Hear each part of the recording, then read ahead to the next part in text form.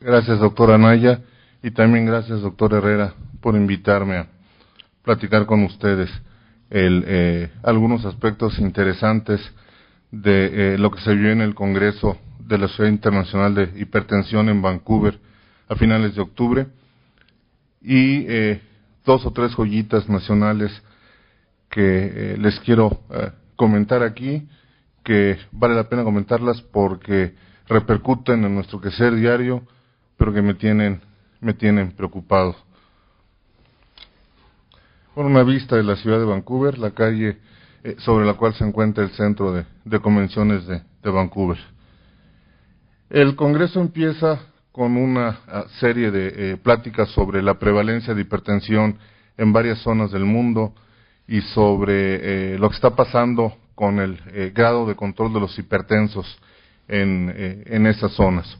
Es de llamar la atención que toman mucho en cuenta el Oriente, el sureste asiático, y esto en buena medida se debe a que Canadá tiene una fuerte inmigración de esa zona del mundo. El 30% de la población procede de Hong Kong, y hay quien en tono chusco ya le llama a la ciudad como Vancouver. Entonces, esto tiene que ver. Yo supongo que esto no les interesa mucho qué está pasando con la hipertensión en Malasia o en China, pero les traigo lo que está pasando en México y que se publicó hace un par de meses en Salud Pública de México, los resultados de la encuesta en Sanud, encuesta nacional de salud y nutrición, en donde se dan las cifras oficiales sobre la prevalencia de varios factores de riesgo en nuestro país, entre ellos la hipertensión arterial, afectando al 43.2% de la población. Este 38.2 lo pongo aquí porque es el porcentaje que lo sabía. Esto quiere decir que un 61 y fracción de pacientes no lo sabían y fueron diagnosticados durante la encuesta, y si no lo sabían, por supuesto no estaban recibiendo tratamiento. Aquí ya se marca una tendencia a mayor frecuencia en la mujer. Casi el 47% de las mujeres mayores de 20 años en nuestro país son hipertensas, contra un 40% en los hombres. Con otros padecimientos que son factores de riesgo pasó algo similar. 14% en diabetes, incrementó colesterol HDL bajo, triglicéridos altos, el 31% de la población, y el síndrome metabólico 41.6%. Sin embargo, si tomamos en cuenta los criterios de la Federación Internacional de Diabetes para diagnóstico de síndrome metabólico, pues la mitad de los mexicanos mayores de 20 años de edad tenemos síndrome metabólico. Por otra parte, si tomamos diabetes más el criterio de glucosa mayor de 100, que habla de intolerancia a la glucosa, entonces es la tercera parte de los habitantes de este país. El trabajo está publicado en el primer suplemento de la revista Salud Pública de México. En este año se puede acceder, se puede obtener en forma gratuita por internet el PDF. Está en inglés, lo publicaron en inglés, pero bueno, estas son las cifras oficiales acerca de los padecimientos, de la prevalencia de estos padecimientos en nuestro país. ¿Qué ha pasado con ellos en los últimos 17 años? Desde que se publica en 1993 la encuesta nacional de enfermedades crónicas, en realidad 13, porque en Sanud se hace en 2006, aunque se esté publicando ahorita. Vean ustedes lo que pasa y cómo se han ido incrementando estos padecimientos. En realidad la hipertensión en estos 13 años aumentó un 82% su prevalencia. ¿La estamos diagnosticando mejor? Sería una opción, o gracias a McDonald's, a Coca-Cola y ese tipo de comida, y a que somos más sedentarios, la enfermedad se incrementa. La diabetes, un alarmante 115% aumento en su prevalencia en nuestro país, el colesterol un 61% y el síndrome metabólico un 38%.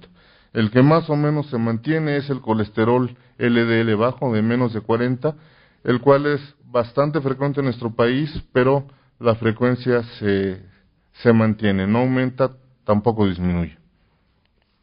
Entrando ya a lo que se vio en Vancouver, y que me pareció más relevante traerles lo que está pasando en México en cuanto a prevalencia que lo que pasa en otras partes del mundo. Este es un reloj que está en una esquina en Vancouver, maneja con vapor, aquí se puede ver cómo está arrojando vapor, y buena parte de las pláticas del Congreso se originaron a partir de este estudio, el estudio ACORD, publicado en abril de este año en el New England Journal of Medicine. El ACORD lo que hizo fue un estudio que evaluó si la terapia intensiva de la presión arterial disminuía la mortalidad cardiovascular en el paciente diabético. Los dos grupos que se incluyeron en el estudio se fijaron a dos metas de tratamiento, una era menos de 140/90 y otra a menos de 120/80. Lo que encontraron es que llevar la presión arterial a menos de 120 milímetros de mercurio de sistólica, comparado como menos de 140 en el grupo de terapia estándar, no reduce los eventos cardiovasculares fatales y no fatales. Y además incrementó 3 veces los efectos adversos serios. Por lo tanto, dicen ellos, no se justifica el tratamiento intensivo de la presión arterial en el paciente diabético. Y esto pues creó toda una serie de inquietudes, de comentarios, de editoriales, de artículos de revisión en revistas como Circulation, partiendo de la base de que el manejo de la hipertensión en el diabético tiene como meta por abajo de 130/80. Y lo que dicen ellos es, bueno, pero por abajo de 140/90 o abajo de 120/80 no hay grandes diferencias en la mortalidad cardiovascular. Fíjense lo que pasa, aquí ven ustedes el valor de la P en diversos puntos como infarto fatal, infarto no fatal, muerte de cualquier causa cardiovascular, eventos coronarios mayores o insuficiencia cardíaca. Sin embargo, vean lo que pasa en enfermedad vascular cerebral. Aquí sí hay una diferencia significativa en cuanto a la presentación de estos eventos de cualquier tipo y no fatal en el grupo que recibe la terapia intensiva. Es decir, si para el corazón aquello de que en presión arterial mientras más bajo mejor no es totalmente cierto y renace lo que a principios de la década pasada se llamaba como el fenómeno en J, pues resulta que para sistema nervioso central, para cerebro, sí es cierto que mientras más bajo mejor, y mientras más le bajemos la presión arterial, particularmente la sistólica, a un paciente diabético, menor riesgo de un EBC, mayor protección cerebral para él. Claro que no podemos darle a escoger al paciente, le protegemos el corazón o le protegemos el cerebro. El riesgo es que la mayoría diga el corazón y ande mucho por ahí, muchas gentes con daño cerebral y corazón sano, sintiéndose presidentes legítimos y bloqueando reforma y cosas así por el estilo. Pero esto hay que tomarlo en cuenta porque finalmente sí hay protección para el sistema nervioso cuando se baja la presión arterial. ¿Y qué pasa con el riñón? Este artículo publicado el 2 de septiembre en el New England, el estudio AASK, incluyó un poquito menos de 1,100 pacientes de la raza negra, los cuales fueron seguidos en un promedio de entre 8 y 12 años de seguimiento, y también la meta era el control intensivo de la presión arterial a menos de 120/80, a menos de 140/90. La razón, bueno, el estudio incluyó solamente personas de raza negra, y bueno, es importante señalar que en estos sujetos el riñón es un riñón retenedor de sal y por lo tanto son pacientes sodio sensibles. Es la principal diferencia en contra de los sujetos hipertensos de raza blanca. Buena parte del Congreso también se llevó la discusión de qué pasa con el riñón, porque en términos generales el estudio dice que la presión arterial, el control intensivo de la presión arterial no influyó en el desarrollo de la enfermedad renal crónica en el paciente hipertenso. Sin embargo, en los pacientes con proteinuria sí impactó, de acuerdo con el grado de proteinuria. Esto es, si el paciente tenía proteinuria y se le daba control intensivo, entonces sí la progresión a enfermedad renal crónica se detenía. Aquí vemos esta gráfica. Si ven el estudio, en el estudio en el New England viene la gráfica. Aquí lo que les paso es lo que tomé de la pantalla en el Congreso para que vean que sí de repente me paraba en el Congreso. Y aquí vemos lo que sucede con las dos